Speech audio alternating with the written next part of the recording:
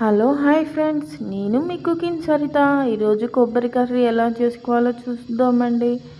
కొబ్బరి అంటే ఎవరికి ఇష్టం ఉండదండి ఈ కాలంలో.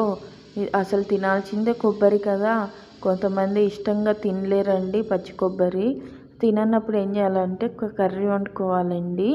ఇలా కర్రీ వండుకొని తింటే హెల్త్కి ఎంత మంచిది. పిల్లలు కూడా చాలా ఇష్టంగా తింటారు. పిల్లలు కూడా తినాలంటే కొద్దిగా తినలేరండి.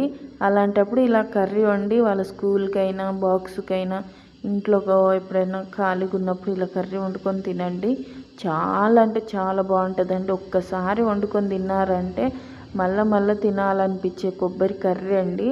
నాకు మా అత్తయ్య వాళ్ళు చెప్పారండి ఇలా వండుకోవాలని. నేను కూడా, మా పిల్లలు అయితే చాలా ఇష్టంగా తింటారు. మీ పిల్లలు కూడా ఇష్టంగా తినాలంటే భలే బాగుంటుందండి. లంచ్ బాక్స్లో కూడా చాలా సింపుల్ అండి. ఏ కర్రీ లేనప్పుడు ఇది చేసుకొని తినొచ్చు.